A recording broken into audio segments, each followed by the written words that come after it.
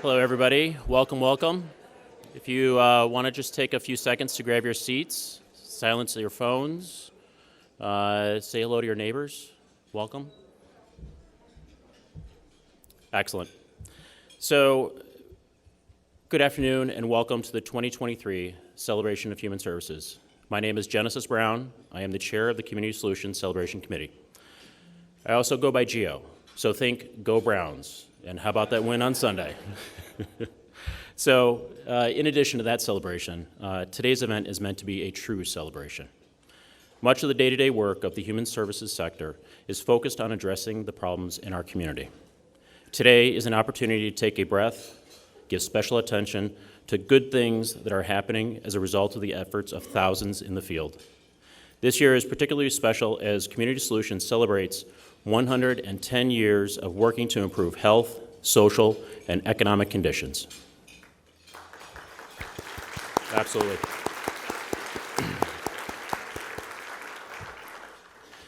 Together we can and do find solutions to many of the issues that plague our community.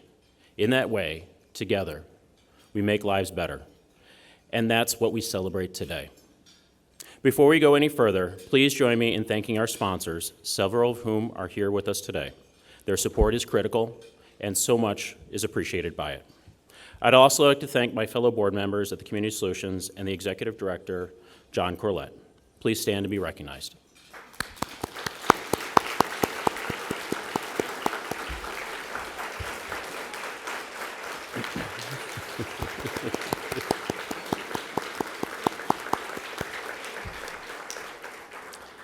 Thank you for your service. Thank you for your leadership. Thank you for your participation. As you know, this marks one of John's final events as leader of Community Solutions as he prepares for a well-earned retirement, but more on that later. Right now, it's my privilege to introduce our guest MC and one of my favorite reporters for today's programs, Wayne Dawson.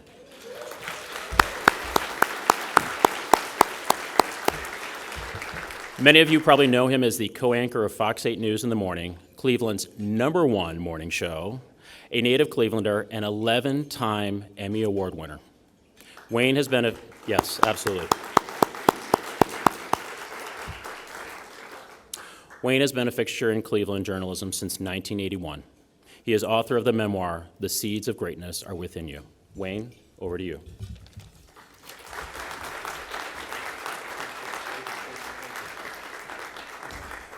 Good afternoon, everyone. I just want to say I am so very, very honored to be here this afternoon, to be in your presence. The 2023 celebration of human services, because human services, helping people, helping the least among us, that is what I am all about. That's what I'm all about. And before I do anything else, I just want to say thank you to all of you who are on the battlefield, who are working to make life better for individuals here in Northeast Ohio. In my mind, you are earth angels. You are earth angels. And I want you to give yourselves a round of applause for what you do each and every day.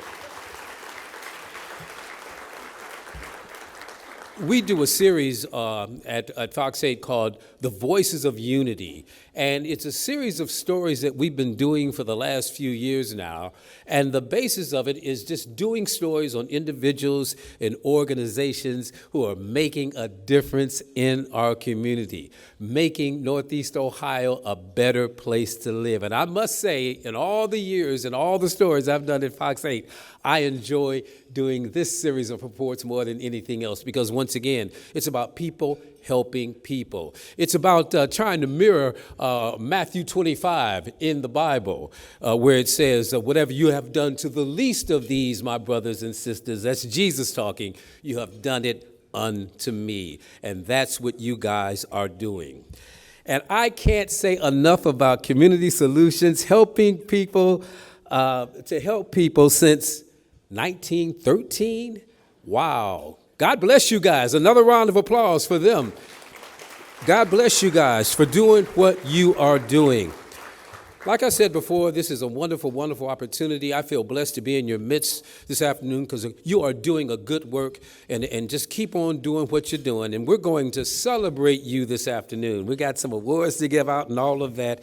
An opportunity for professionals and volunteers to celebrate each other and, more importantly, the work they do to help people.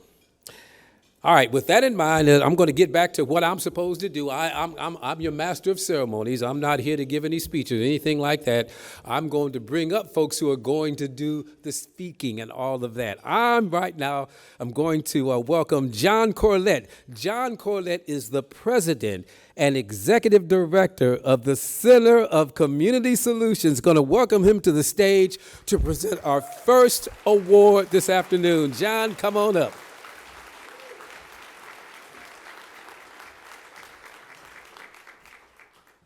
Good afternoon, everybody. It's great to be here and look out at this room of a lot of people that I respect and work with, and it's great to have you all here. So I get to present the Public Service Award in honor of John Bagala.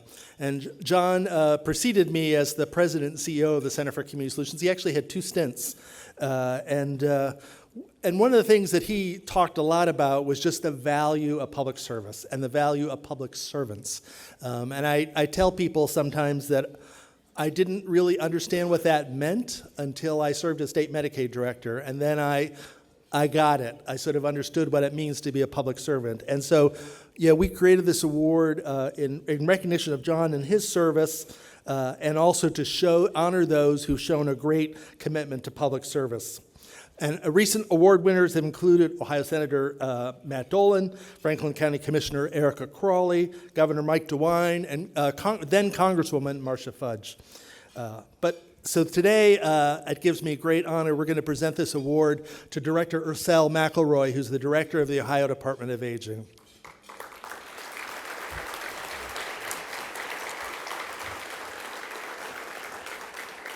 For more than 25 years, Ursel McEvoy has served the public in key positions in local and state government.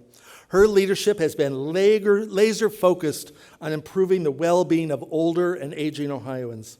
She was nominated as director of the Ohio Department of Aging by Governor Mike DeWine in January of 2019. Among her many accomplishments, McElroy chaired the Attorney General's Elder Abuse Commission, managed the establishment of the Ohio Elder Justice Initiative, planned and hosted Ohio's first Summit on Aging, the state's first Elder Abuse Research Symposium, and the Elder Financial Exploitation Symposium. She's also presented at the White House Conference on Aging.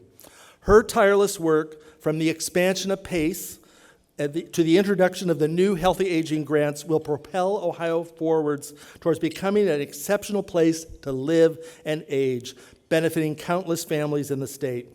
Now, I get to work with her close up as chair of the Governor's Advisory Council for Aging, and I've seen how effective she's been, and particularly in this last state budget. I'm going to go a little off script here. It's the sort of new investments that we've seen in the aging area in state government have always been relatively modest. We've never seen the kind of investment that we got in this last budget to really improve services for older adults in this state. And I give a lot of the credit to Director McElroy for it's not easy sort of shepherding these things through state government and through the legislative process, but she figured out how to do it. So join me in welcoming Director McElroy to the stage.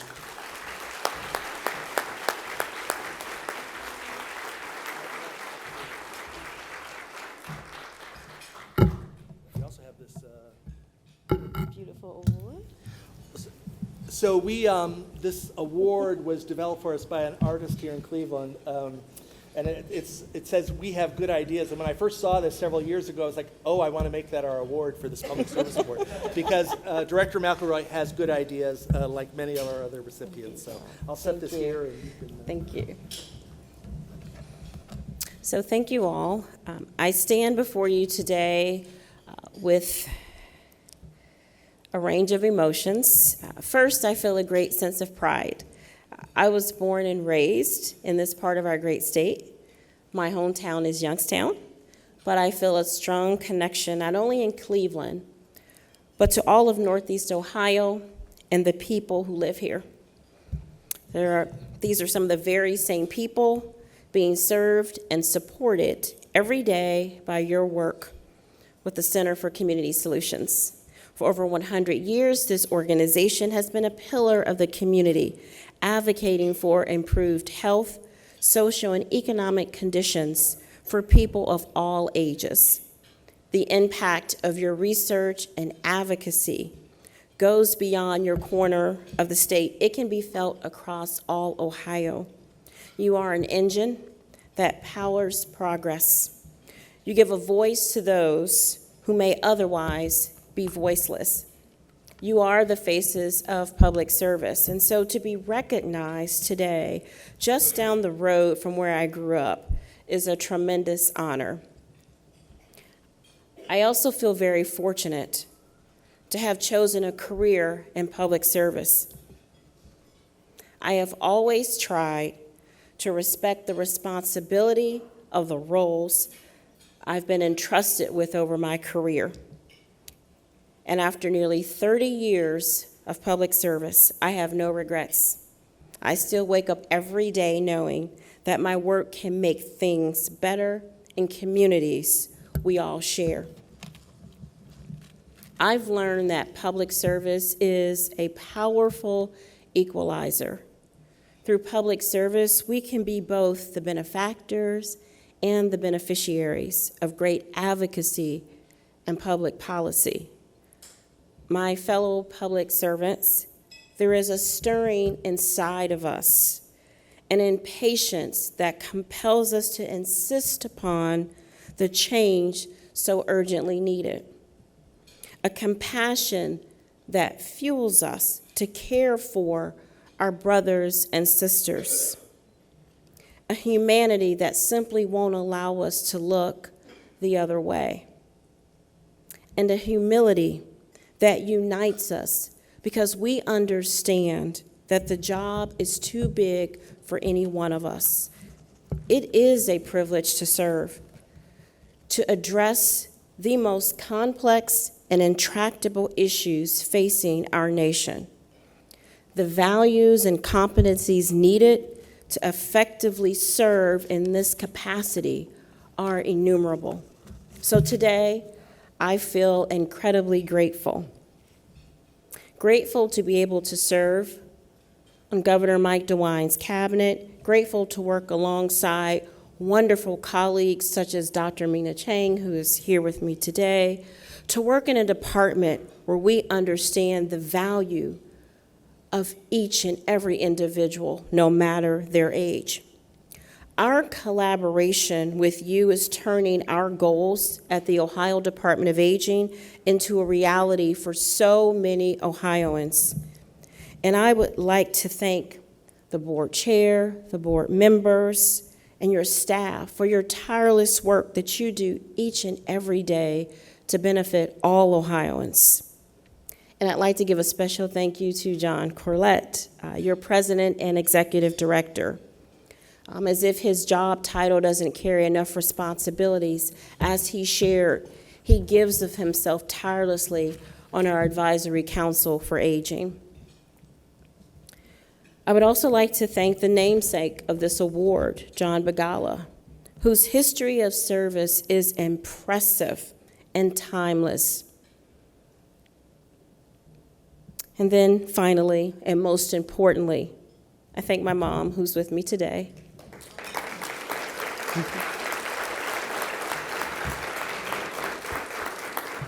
She is, without question, my most fierce and dedicated advocate. So thank you all.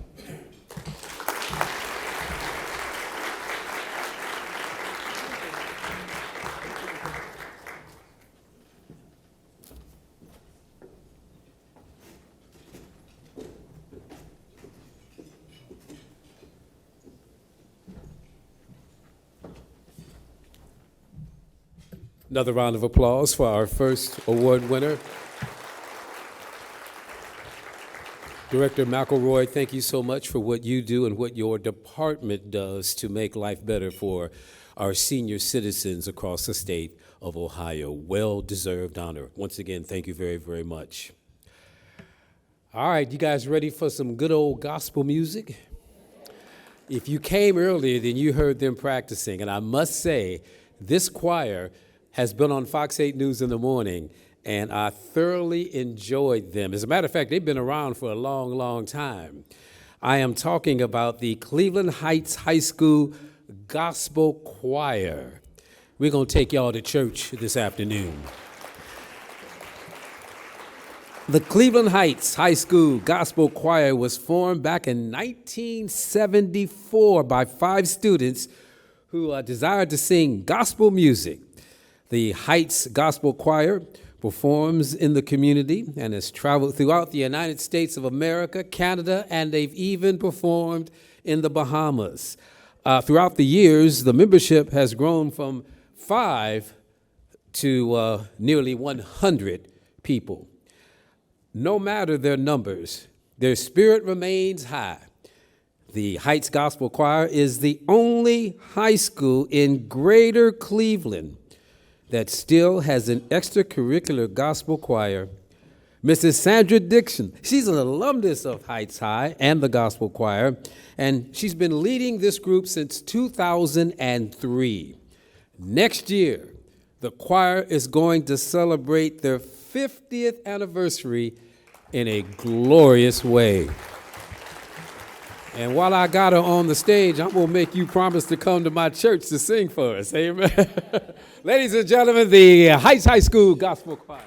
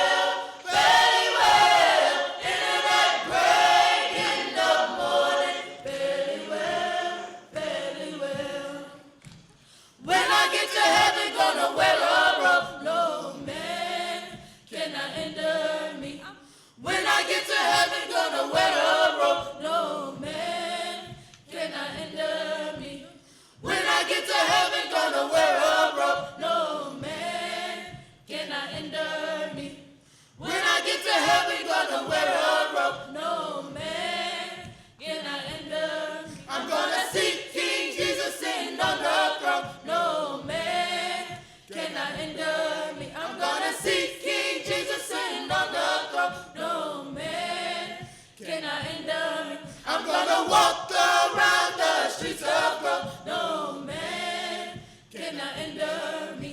I walk around the streets of gold. No man cannot hinder me. No man cannot hinder me. No man cannot hinder me. No man cannot hinder me. Right on, King Jesus. No man cannot hinder me. Right on, King Jesus. Right on. No man cannot hinder me. No man cannot hinder me. Right on, King Jesus.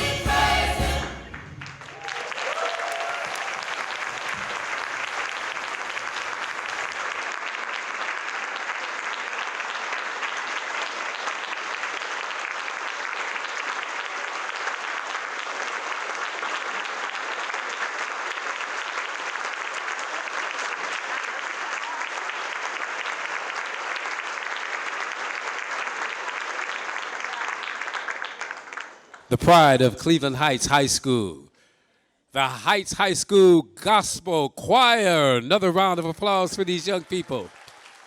Another round of applause under the direction of Miss Sandra Dixon. Very, very nice. You have blessed us this afternoon. Thank you so very, very much. I'm going to call John Corlett back to the stage.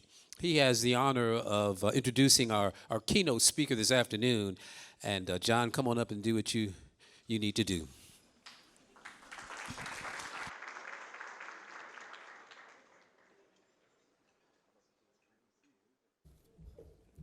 I was like, I really have to follow the choir? Well, I am really excited about our keynote speaker today, and that is Connie Schultz. And I'll just give you a little bit of background. Connie Schultz was a reporter and columnist at the Plain Dealer for nearly 20 years, from 1993 to 2011. And after working for 4 decades as a freelance for a decade as a freelance writer before that. Since then, she was a nationally syndicated columnist from 2007 to 2011 when she joined USA Today. And as somebody who sort of followed her writings all along these ways, from when she freelanced at the Plain Dealer to when she became a columnist, it's like one of those sort of rituals of your morning when we used to get printed papers and they'd come to the front door and stuff like that. And so I've always appreciated her intellect and her spirit and her kindness. In 2005, though, I think all of Cleveland applauded when Connie won the Pulitzer Prize for commentary for columns that judges praise for providing, quote, a voice for the underdog and the underprivileged. That year, she was also won the Scripps Howard and the National Headliner Journalism Awards for commentary. She has received 6 honorary degrees and has served twice as a Pulitzer Prize juror. She's also been featured all over the place, all over the world, in numerous publications and interviews, including The New Yorker, NPR, Politico, Parade Magazine, Glamour, and The Washington Post. After 7 years teaching journalism at Kent State University, this fall she transitioned and is now a professor of journalism and practice at Denison University. In addition, her 2020 novel, The Daughters of Eerietown, Schultz is the author of a collection of essays, Life Happens and Other Avoidable Truths, a memoir about her husband Sherrod Brown's successful 2006 race for the U.S. Senate and his lovely wife. We're really excited about this, her first children's book, Lola and the Troll, will be published early next year. So please join me in welcoming my good friend Connie Schultz, a writer with a big heart, an extraordinary courage, who continues to be a voice for the underdog and the underprivileged. Connie?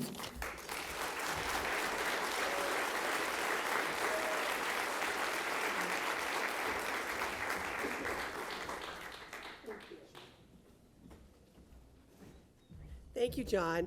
I want to know whose idea it was to have me come up after that gospel choir. Well, aren't they amazing? Can we just applaud one more time? These young people. Holy cow. I have my phone up here only to set my timer because I want to not run over. I would advise men to start doing this every time they speak. Did I say that out loud? Damn. Okay. Wayne Dawson, where'd Wayne? It is so great to see. Wayne and I graduated from Kent State's journalism programs the same year. Yep. And Wayne was in broadcast journalism, I was in print, and Wayne is still in broadcast journalism, and I am still whatever version of print is these days. But what a gracious human being he is, in addition to being such a fine journalist. So Wayne, it's been so great to share time with you today. All right, it was an easy yes when I was asked to come here, because I'm looking out of this room and I see so many people I know. And if I don't know you, I am so familiar with the work you've been doing for decades, not each of you decades, but you get what I mean. Yesterday I spent time at a conference for legal aid lawyers, and now I'm with you, and I can't think of 2 groups who are probably more exhausted right now, right? How many of you are just feeling a little weary at times? I imagine that's, if your bosses are sitting next to you, I understand why you're not going to say yes. It's hard work. It's such hard work.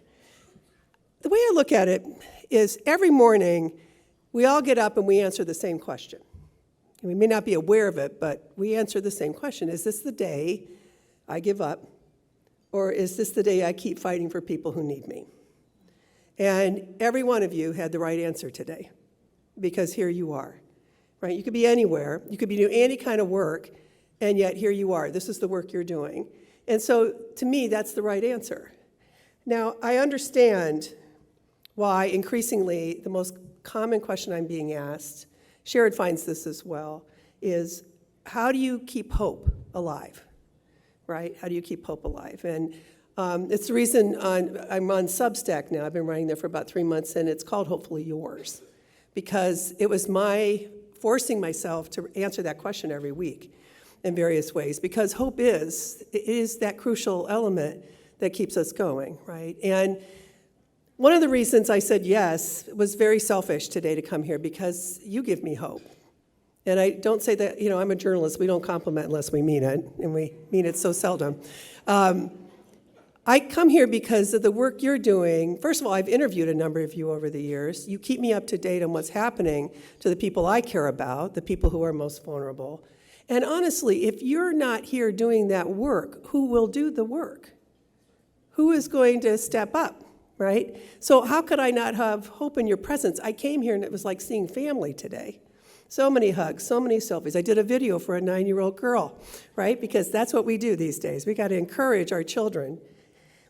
But I also, there's a quote. I don't usually quote her directly. I just refer to it. But I'm going to quote it directly because it really has fueled my hope in recent days, and I would say months. Sherrod said this morning, at least a year, because I talk about it so much. And it's something that Coretta Scott King said after Martin Luther King, her husband, was killed. She said, "Struggle is a never-ending process. Freedom is never really won. You earn it and win it in every generation." Now, that could sound like a note of despair, but I find it so encouraging to remember we will always have this fight. With every generation, we will have new efforts, new people who want to. Look what's happening in Ohio right now.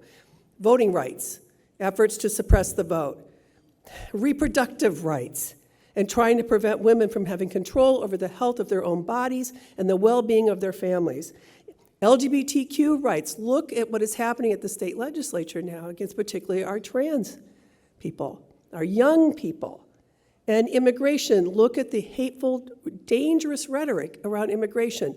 We will always have that fight. But here's the good news. We outnumber them every time because we are in the fight. The haters are the loudest. I'm speaking as a columnist of 21 years. Right? I know a little bit about hate speech. They are always the loudest, but they are always outnumbered, which is why they're angry, in part, because they are outnumbered. And here's the other thing. I want to refer again to Coretta Scott King because I don't know how many of you have taken a look at Jonathan Ives' new book. It's a biography of Martin Luther King. And I've read so many books about Martin Luther King. There's nothing like this one, in part because he had access to more than 1,000 new documents that previous biographers did not. And he tells this story. And to me, this is so much about you plant the seed and then you have to wait sometimes when it comes to hope. The Montgomery bus boycott was supposed to begin on December 5th, 1955. Martin Luther King and his fellow activists had no idea if this was going to work. They didn't have the internet.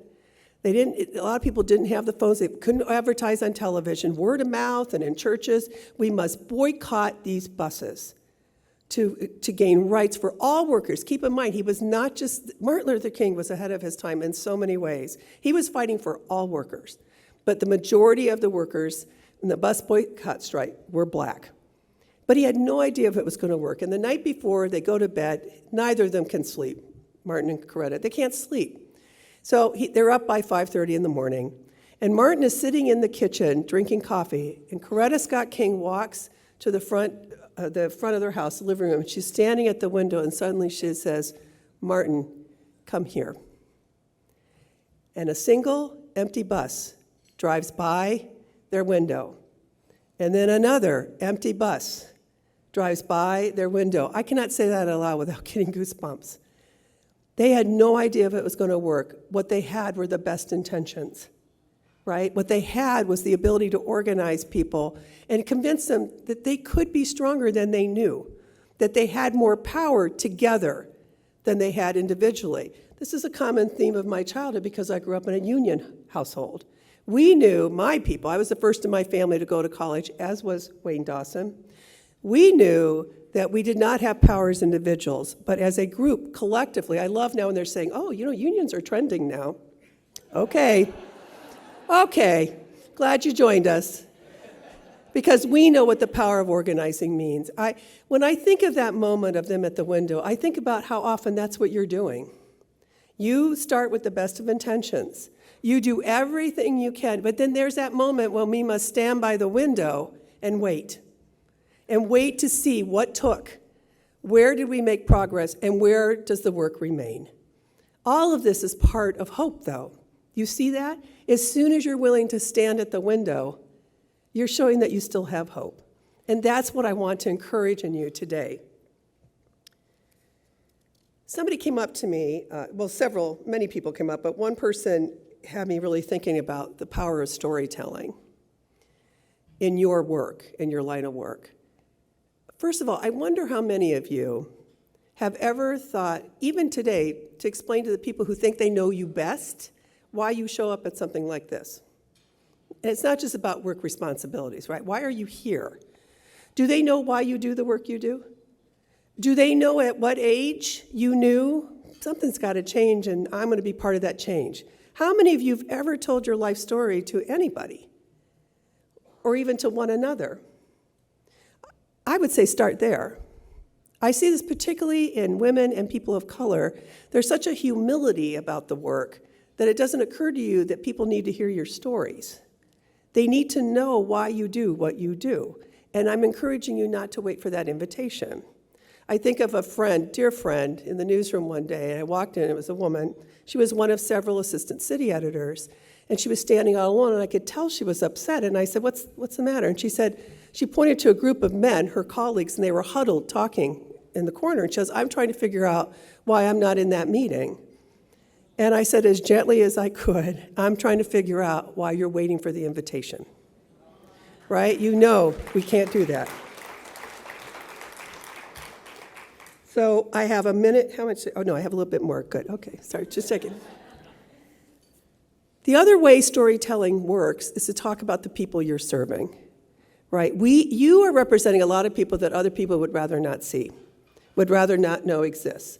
Don't want to hear about their problems because it feels so overwhelming. I think of what a rabbi said at a vigil I went to shortly after the attack on Israel, and he said, we cannot afford the convenience of being overwhelmed. We have to figure out what comes next.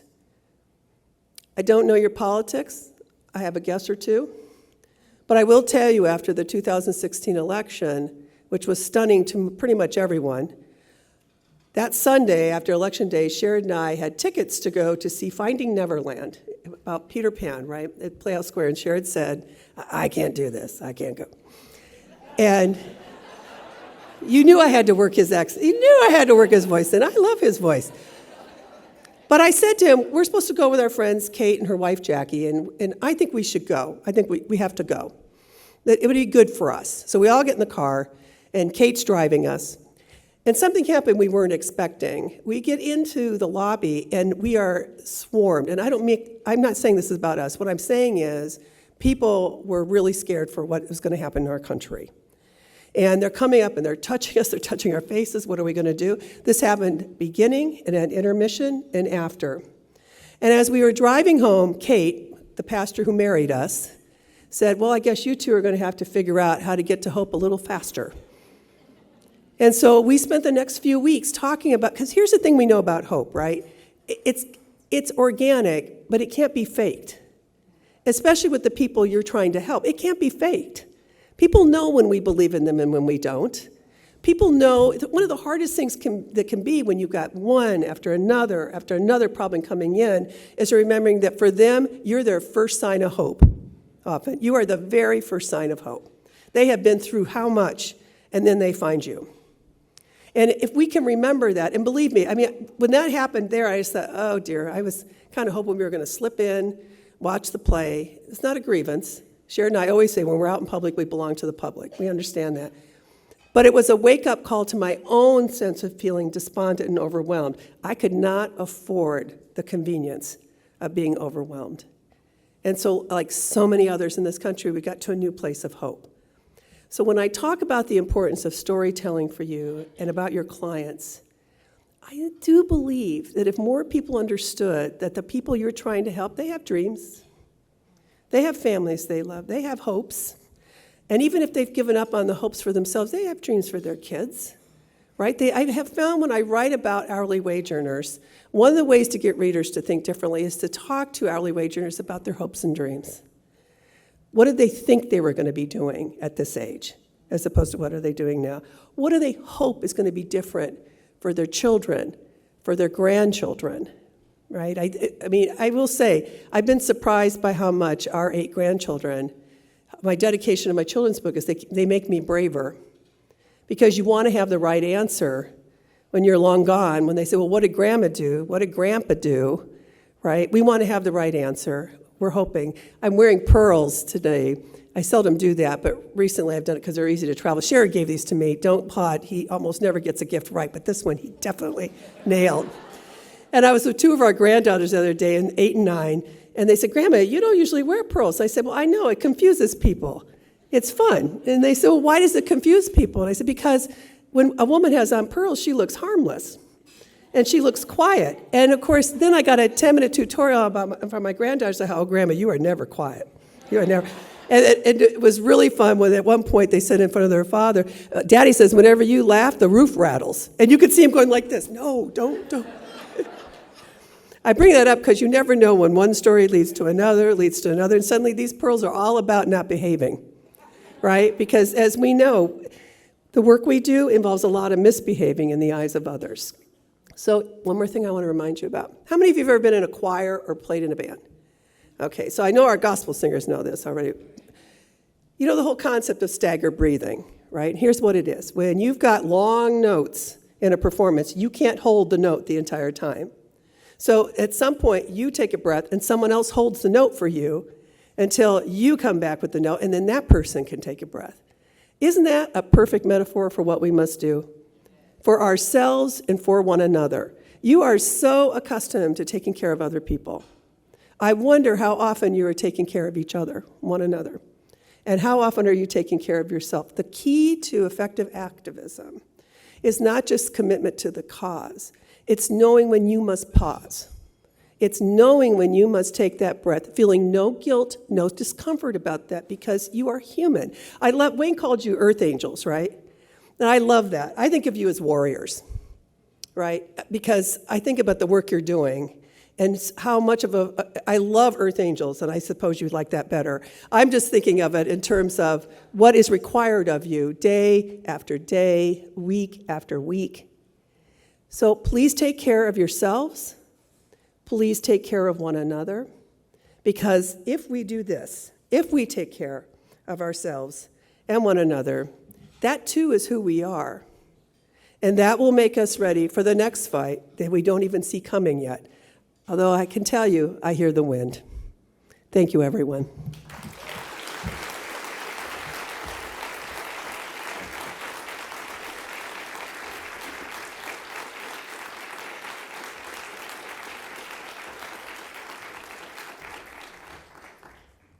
A round of applause for our keynote speaker, Connie Schultz. Part of a dynamic duo, Senator Sherrod Brown and Connie Schultz. I kind of wonder if they're out and about, who gets the most attention? I think it's probably Connie. Thank you very much. What you said was very interesting. You talked about hope, which kind of reminded me, Barack Obama talked about the audacity of hope and all of that. And you said that hope is you plant the seed and then you just wait, which kind of, takes me back to the Word of God. He says that some people plant and then God gives the increase. And that's what it's all about. You guys are planting the seeds and you're hoping and God gives the increase. So once again, keep on doing what you're doing. You're doing a good work. You are God's hands, his feet, his voice, and his heart here on earth. And that's why I'm just happy and honored to be in your midst this afternoon. All right, we have a few more sets of awards to pass out this afternoon, and for that, I want to bring back Genesis Brown. He is the Celebration Committee Chair. Genesis.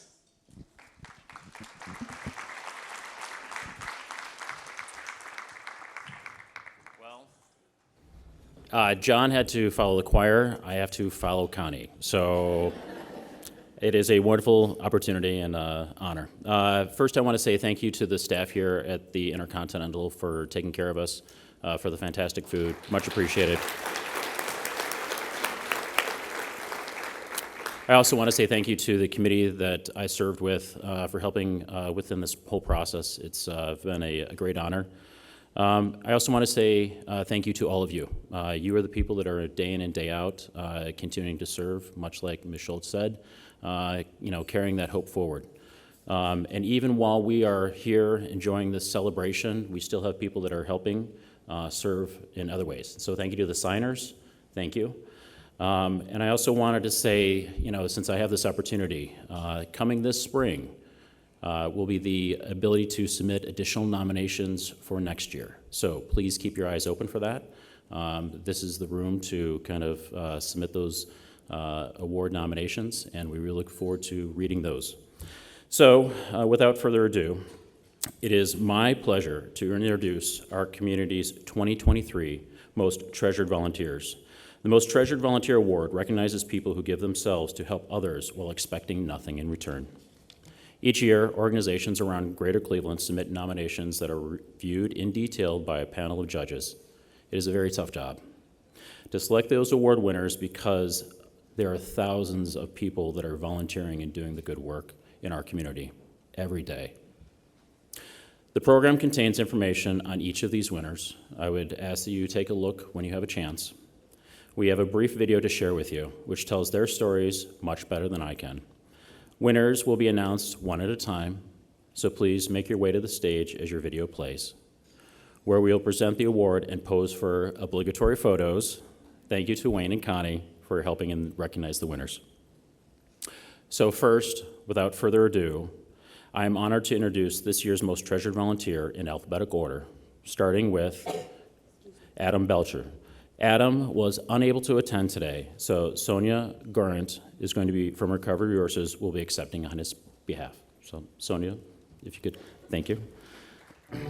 Hi, my name's Adam Beckler, and I've been a board member at Recovery Resources for 11 years. I started in 2012. Recovery Resources is a community-based behavioral health agency. We're going to be 70 years old in 2 years, and the mission is helping people triumph over mental health and/or alcoholism and/or other addictions. The board is what supports this agency. The role and the responsibility as a board member is leadership, to show up. And one of the biggest things I've learned, it's about listening and communicating, helping people work together, helping execute on the strategic plan that most of these organizations have, whether it's intermediate term or longer term.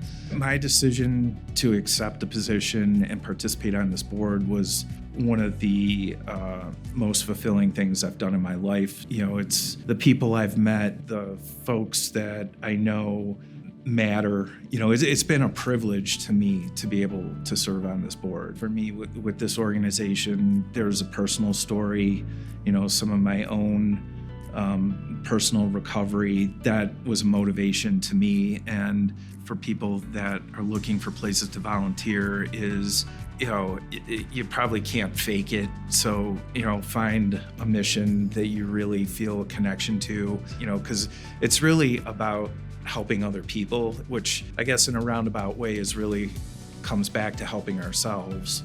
For anyone who might be on the fence about volunteering, it's not tangible, but it's something that I think, at least for me, I've been able to take away and feel really good about myself, that I know I've given to others in this form of service.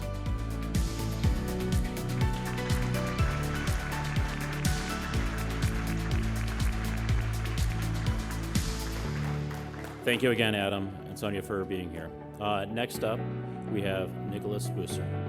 Mr. Busser shared that he actually served on the board when he was 21, so life truly does come full circle. So without further ado... Hi there, I'm Nikki Bucher, and I've been volunteering with Hospice of the Western Reserve for something like 26 years, since 1996, continuously in a variety of different roles here. The neat thing about hospice, being a large organization, there are many different things available to volunteer at. I volunteer directly with patients. I also play music, either for groups here or sometimes individual visits. I'm involved in veteran recognitions, I do vigils, and in the last couple of years I've been taking care of distributing protection equipment for masks and gowns for the sake of the people that are dealing with COVID issues. 26 years, it goes so fast. And there's been an incredible number of changes in the world. But the constant that has endured is that we have to face end of life, our own and those that are close to us. And so the process, the fundamental way that we help people in their journey, help families in their journey, and kind of take a little journey ourselves while we're doing that. One of the things about volunteering is that you really do get back as much as you give or more than you give. It's not just a platitude. This isn't drudgery for me. It's very rewarding on a number of levels. The people I work with are extraordinary here. There's a special flame that burns inside everyone, staff and volunteers that work here at the hospice organization. And so it's very rewarding to be able to touch people's lives at such a delicate time in their lives.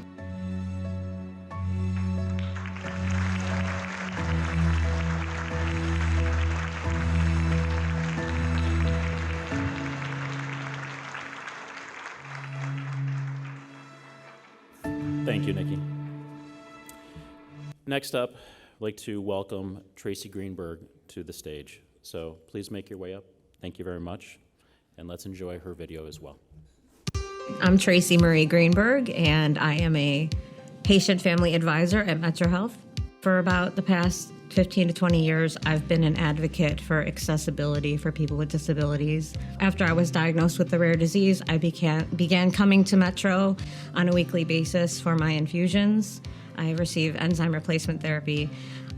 And whenever I would come in, I would notice a few accessibility issues. So I figured, and it wasn't like physical barriers. It was more like kind of like vans in the way and things like that. So I was trying to reach out to whatever department at the time I didn't know, just to let them know, that this was an accessibility issue and a lot of improvements could be made to assist people that were having mobility challenges to get around the hospital better. What I enjoy most about volunteering at Metro is just being able to have my voice heard and making a difference and made feel like the validation of being able to have a voice for people that might not otherwise be able or willing to speak out for themselves. I believe my impact has been incredible and probably greater than I ever thought that it could have been. Just because I'm able to navigate through what I see as a challenge for an organization for accessibility and kind of connect the dots between the organization and the needs of the disability community. Volunteering is excellent for your mental health. So if you are feeling, down about your life or down about the world, giving back is a great way to boost your own self-morale. People are like, oh, you're so generous, but like volunteering is kind of a selfish thing because I'm doing it because it makes me feel good. It also gives me, I would say I feel powerful because I'm able to make a difference and because people listen to my voice. One of the greatest things that happens when you're a volunteer is when you inspire someone else to volunteer. So if I'm able to do something and then someone else goes, I'm going to do that same thing in my community, And so then it becomes kind of a chain reaction. So kind of like just inspiring someone to take the initiative to make change.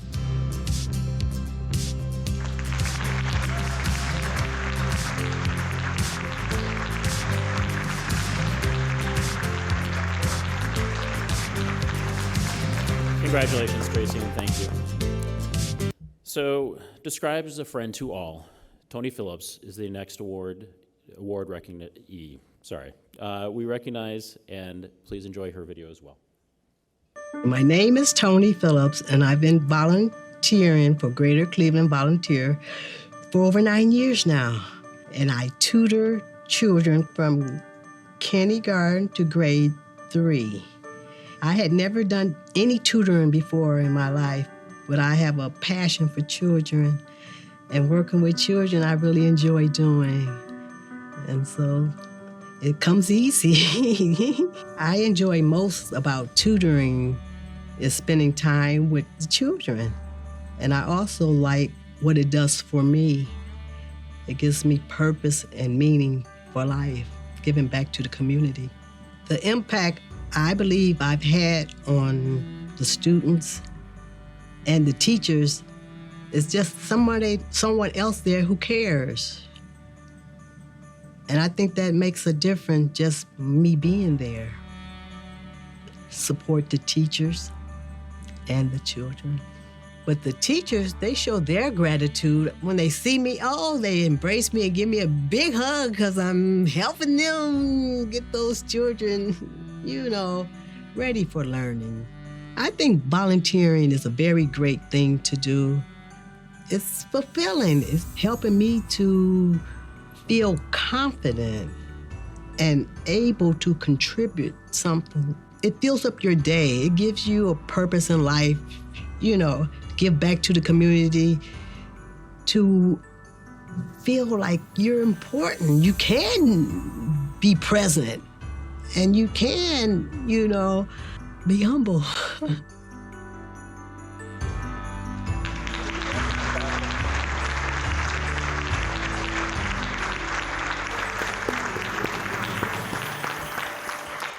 Thank you, Tony, for your dedication to our community.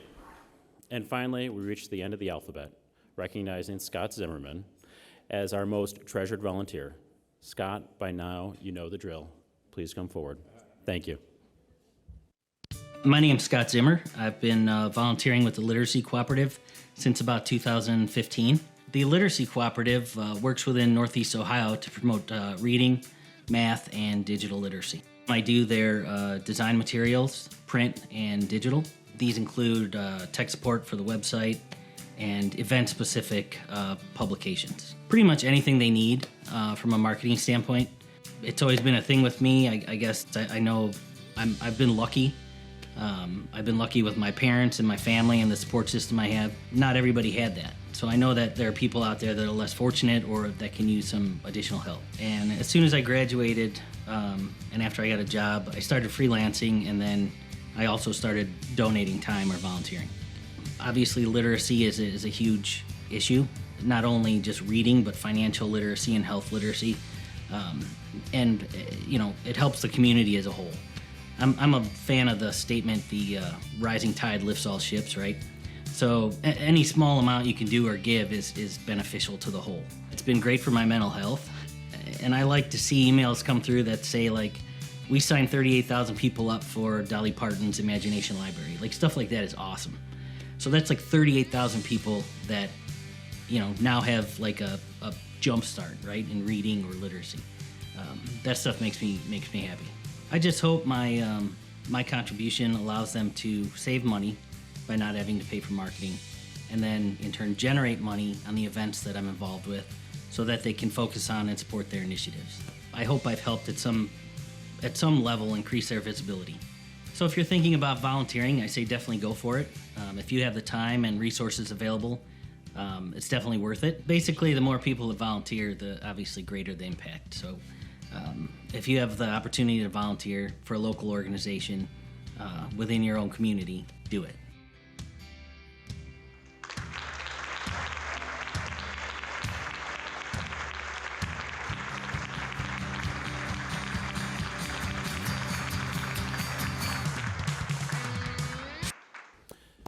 Congratulations, Scott. Well, one more hearty round of applause for all of this year's most treasured volunteers.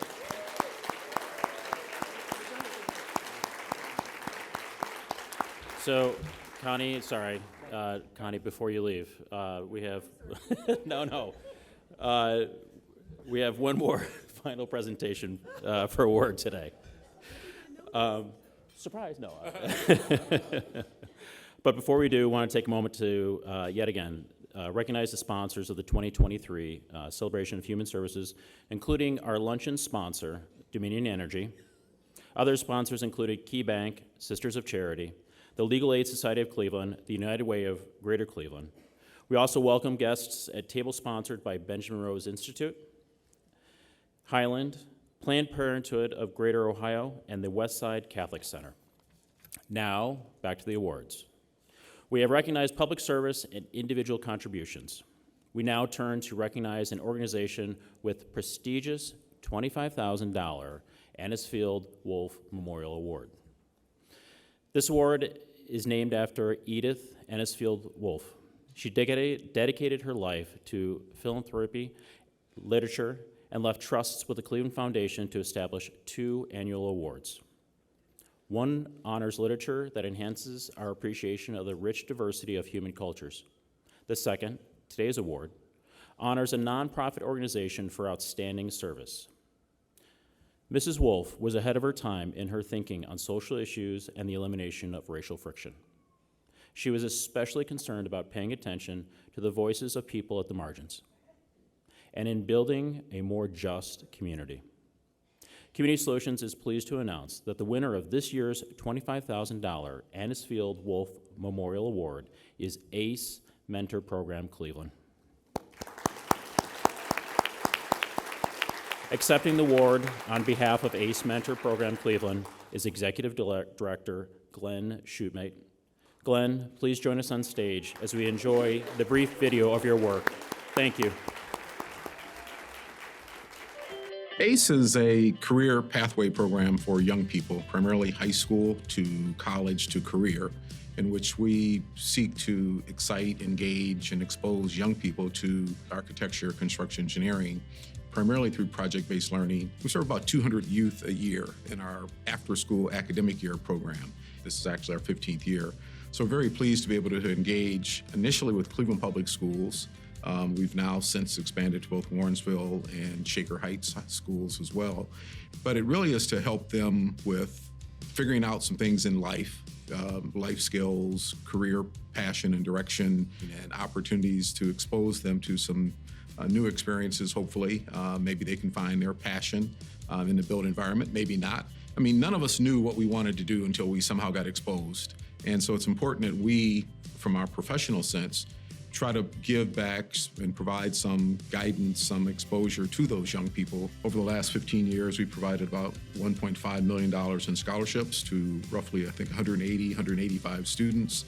And then beyond that, we try to engage them through college, stay with them as mentors, stay with them through internships, and then ultimately careers, hopefully in our local community and economy. Even if a student doesn't or chooses not to go into an ACE field, and we still provide scholarships for students who go into nursing or psychology or art or other things, because it really is about how do we help young people grow and advance in their life. Greater Cleveland has a great spirit of volunteerism and philanthropy and give back, and I think the ACE Mentor Program is one which embodies that. We have probably 100 professionals who take time out of their day to go into a school late afternoon to spend a couple of hours, usually 16 sessions a year, with students.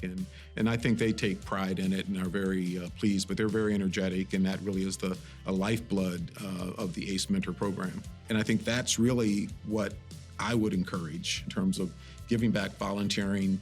I mean, there's a great reward from finding ourselves in a place in which we can help others. And I think the piece that with ACE Mentor of the volunteerism, you know, it's not thankless. It's really rewarding. Seeing young people whose eyes light up, who lean into, who are engaged and enthused by what a volunteer is trying to contribute and provide, and a promise of at least a brighter future, you know, for people, that they can see themselves doing something that is going to be meaningful and valuable.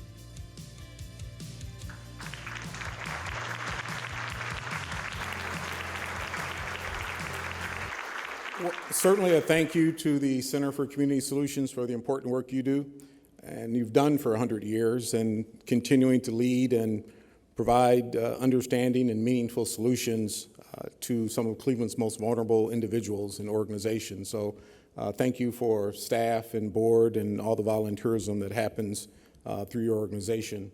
Also want to acknowledge and thank Reverend Dawson and the Cleveland Heights Gospel Choir, who also enriched us this afternoon, and John and staff, again, appreciate your work, and all of you that really are serving in human service areas, so it's a very important effort to which you're involved in. And we appreciate at ACE Mentor the opportunity to share today's video and more of the work we've been doing here in Greater Cleveland. And really, I'd say that, it's kind of been in a quiet way of serving 2,000 students over the past 15 years, on average about 170 students, but it's really done with the spirit of volunteerism.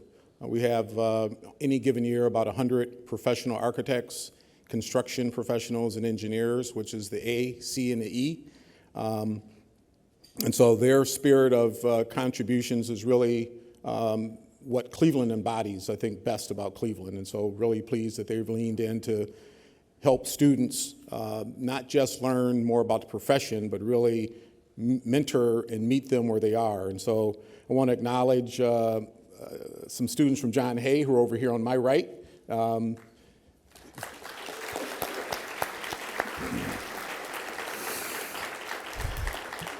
And we also have some of I think we have a few mentors, a few board members, and really some other supporters. So pleased that you all could be here to hear about really what is a part of a national network of professionals in architecture, construction, engineering who are leaning into students in schools to create a career path. To Director Rose, so hopefully you can appreciate that. Shout out to Michelle Rose. But our goal is really to connect and create viable career opportunities for young people, and we're pleased to be able to do that. And I think, as Connie said, it's really about supporting hopes and dreams. And I just want to thank you again for this opportunity to share more about ACE and to receive the award on behalf of all the students that we service, 14 high schools, Cleveland, Warrensville, and Shaker Heights. And they're doing some work within the community that we feel is very meaningful and will propel the future as we develop more architects, more engineers, and more construction professionals. So thank you.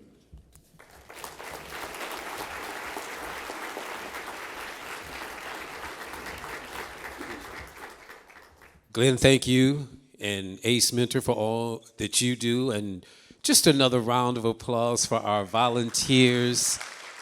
That's what it's all about, giving back. We have a motto at our church, and it's blessed to be a blessing. Blessed to be a blessing, and that's what it's all about. We have been blessed. So it's up to us to bless others, and that's what you guys are doing as volunteers. Once again, I salute you, and I am proud to be in your presence this afternoon. We are, as we like to say, rounding third and heading home.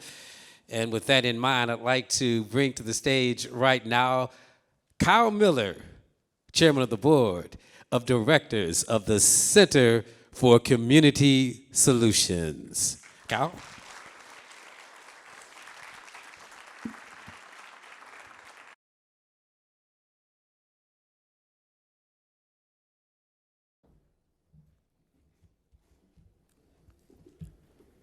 Wow, what a great program. Thank you, Director McElroy. Thank you, Wayne, for a wonderful emceeing here. And a combination of learning about the volunteers, learning about the ACE Mentor program, combined with the Cleveland Heights Gospel Choir, has me ready to run home after this. I'm so pumped up, so amazing to see everybody here, just so appreciative to be able to be here today. Every year, I appreciate this opportunity to be able to spend an afternoon celebrating so much good work and focus on our community. I want to thank Gio Brown and his service as the celebration committee chair, and thank you to all of my fellow board members who served on the planning committee, drummed up sponsorships, and attended today's event. Additionally, I want to thank Purple Communications for the ASL interpretation services. Thank you very much. But we all know that most of this work could not happen without the staff. So congratulations and thank you to Ebony Thornton, who managed the planning this year, and to Patty Carlisle and Madison Van Epps from the Community Solutions Communications team, who worked behind the scenes to ensure that every detail was considered.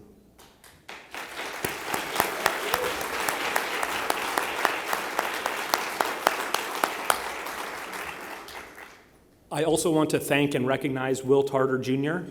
and Angela Marr, for serving on the planning committee. Also want to thank Roslyn Busey Khalil, who shepherded the award selection prior to her retirement this summer, and all of the Community Solutions staff who contributed to the 2023 Celebration of Human Services. Please stand and be recognized.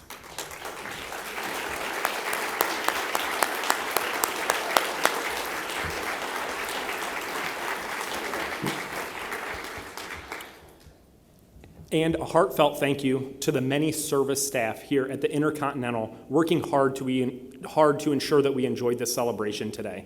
Thank you very much.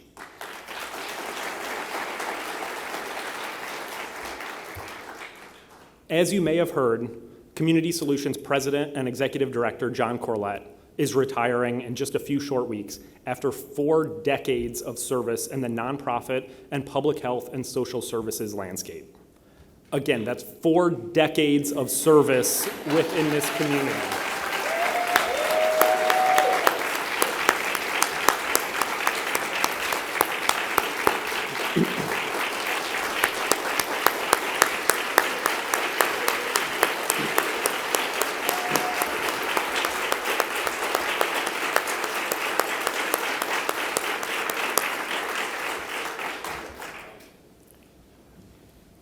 While that standing ovation is certainly warranted for John, don't use up all of your thank yous just yet. We will be recognizing and celebrating John at an event coming up on Thursday, November 30th, and I hope that you will all consider attending.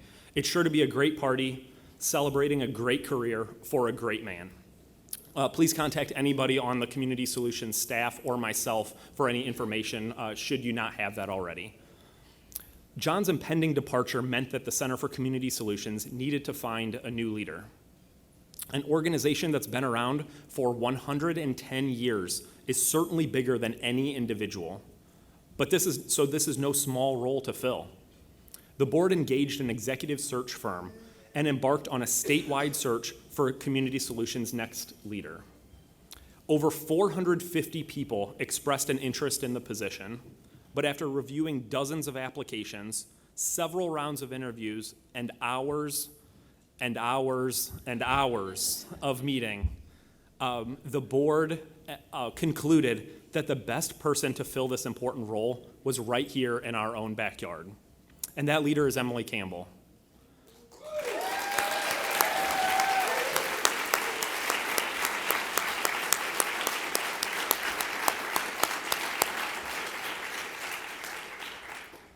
Emily has been with Community Solutions for over 15 years, and her deep understanding of both research and policy is one of the things which sets her apart. She knows where this organization has been, where this organization is, and where this organization needs to go to be able to best serve the health and human service needs of Greater Cleveland and all of Ohio. After taking some well-deserved time off next month, Emily will step into the role of President and Chief Executive Officer of the Center for Community Solutions on December 1st. Emily, please take the podium to conclude this celebration.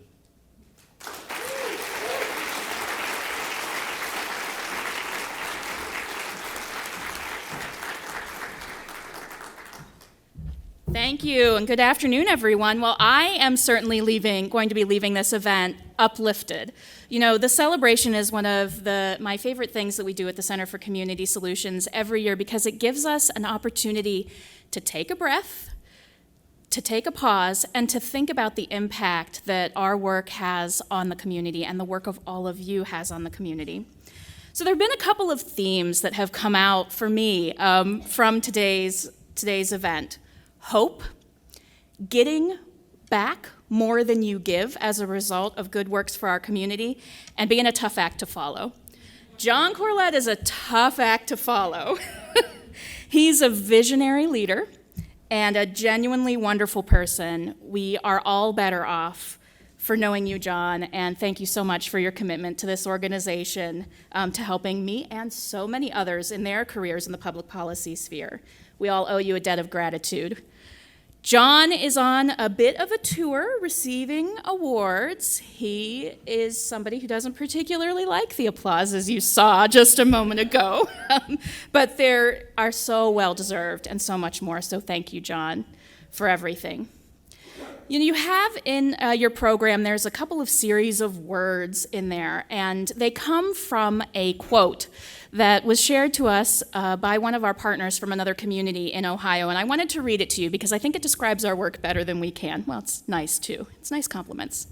It says, "Community Solutions is a remarkable organization that provides much-needed content analysis and perspective. I'm grateful for all the work you and your colleagues do. What's more remarkable is that you all seem to do it with a sense of wonder and earnest desire to educate without being stodgy, preachy, or esoteric." And we appreciate that. This has become a bit of a rallying cry for our staff at Community Solutions because it's the work of the individuals at this organization that has helped improve health, social, and economic conditions in this community for 110 years. My colleagues are passionate, they are knowledgeable, they're curious, and they're effective. So thank you so much for all of the work that you do to improve conditions in our community. We've worked for 110 years at the intersection of health, social, and economic conditions. We think about the cause and consequences of poverty. And one of the many things I wrote down that people shared today was something Connie Schultz said, which is asking us the question and looking at where do we make progress and where does the work remain. That is exactly what we do at Community Solutions and what I'm sure so many of you do every day in your work. So thank you all for your support as I step into this new role. Thank you for supporting the organization, for being here today, for helping us to celebrate the human services. And on your tables, you have a little token of our appreciation, a wireless charger that we'd encourage you to take and use. And also there will be some light refreshments after the event. And with that, we conclude the 2023 Celebration of Human Services. Thank you.